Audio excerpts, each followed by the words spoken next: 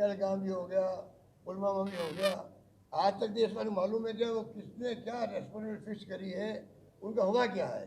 40 kilo RDX आ जाए रास्ते में, 40 लोग हमारे मारे जाए CSF के पुलवामा में, आप बताइए। वहाँ 26 लोग मारे गए मेरे ख्याल से पहलगाम में। अब बताइए 40 हमारे सैनिक मारे जाए, सामने से RDX आ रहा है, ये तो बताए भाई कैसे आ गया वो एक मर गए हमारे गवर्नर साहब के बेचारे सत्तार मलिक जी, वो तो चले गए बेचारे। बता कितना बुरा बता उन देशवासियों को। भाई मैंने कहा प्ले में लाओ इनको, लाए नहीं। वो तो एक लंबी कहानी है।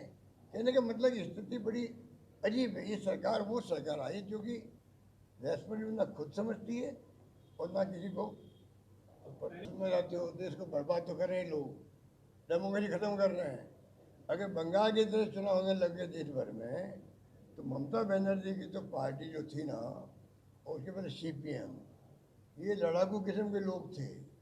फिर ये मुकाबला किया मोदी जी के BJP से और RSS से, फिर चुनाव हार गए और राज्यों में चले गए ये लोग।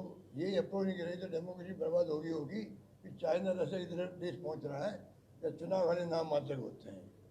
और बाकी राज्यों में बंगाल की तरह लड़ाकू लोग नहीं हैं, क्योंकि कल्चर हर स्टेट का अलग होता है। बंगाल में तो 36 साल राज रहा उनका, इनका CPM का 36 साल तक, 15 साल तक ममता जी आ गई। इनकी दोनों कैडर जो था वो लड़ाकू बहुत था वहाँ पर, लड़ लिया फिर भी भिड़ लिया।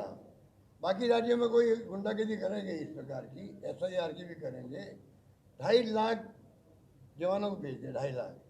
अरे 3 लाख जवान तो पूरे मुल्क में लगते हैं। जब चुनाव होता पार्लियामेंट का, जब लगभग 3 लाख लगते हैं, और एक स्टेट में 2.5 लाख लोगों को भेज दिया। पुलिस वाला IPS गया अहमदाबाद से, वो मोहल्लों में जाके धमका रहा है उम्मीदवारों को भी और मोहल्लेवासियों को। क्या क्या नाटक हुआ है। अब युवा पीढ़ी नहीं चेतेगी तो भुगतेगी। हमारी युवा पीढ़ी नहीं चेती ना, तो मैं आह्वान कर रहा हूँ, आने वाला कल भविष्य उनका है, वो सब तकलीफ आएंगे। क्या SIR के जरिए मैनेज किया जा रहा है पूरा इलेक्टोरल? भाई आप बिहार का देख लीजिए ना, बिहार में तो एक उदाहरण ऐसा आ गया है, बिहार का उदाहरण तो सबके सामने है।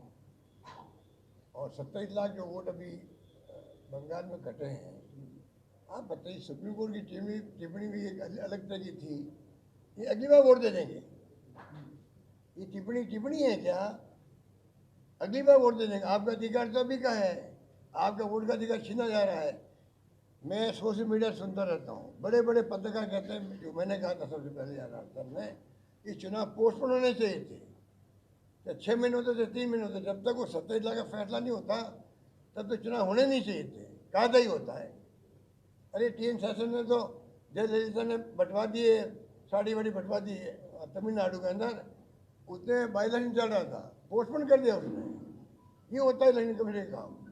पूरा इलेक्शन कमीशन से डिपार्टमेंट बन गया मोदी जी का और NDA गवर्नमेंट का। क्या करो, जुडिशियल दबाव में है। जलील को फ़ोन करते थे नेता लोग, हमने ज़िंदगी में फ़ोन नहीं किया, हमने ज़िंदगी में किसी जज को फ़ोन नहीं किया कि भाई ये केस मेरे मिलने वाला मेरा ध्यान रखना। मैं कह रहा हूँ खड़े होकर, ज़िंदगी कह रहा हूँ, पूरी ज़िंदगी के अंदर जज को बनाने में पहले मुख्यमंत्री हाथ हुआ करते थे कोई ज़माने के अंदर। हमने ये मदद करी होगी बनवाने के लिए 20-30 साल पहले भी, उनको फ़ोन भी नहीं किया कभी। ये जुडिशरी का अलग एक कोरा होता है। आपने बड़ा बड़ा की है, टेलीफोन जाते हैं, दबाव मारते हैं जुडिशरी, चाहे सुप्रीम कोर्ट हो या हाई कोर्ट हो। क्या हो रहा है देश में? ED को रोज धमका देते हैं लोग, इलेक्ट्रल बॉन्ड से पैसा इकट्ठा कर लिया। 1 दिन पहले उनके पास में, हमारे पास कुछ नहीं है, हमारे अकाउंट ही बंद कर दिए। ये बातें क्या नई पीढ़ी की समझ नहीं आ रही क्या? उनको समझना चाहिए। मैं उनके भले के लिए कह रहा हूँ, चाहे वो किसी पार्टी के लोग हों, BJP RSS के क्यों नहीं हो। कहना चाहूँगा तुम भी भुगतोगे, ये देश भुगतेगा, तुम कहाँ अलग रह जाओगे? चाहे RSS के चाहे BJP के हैं, उनको चाहिए कि दिमाग लगाए। उससे कोई ना मोदी जी रहेगा ना अशोक गहलोत रहेगा जिंदा। तुम्हारा भविष्य है, क्या होगा तुम्हारा?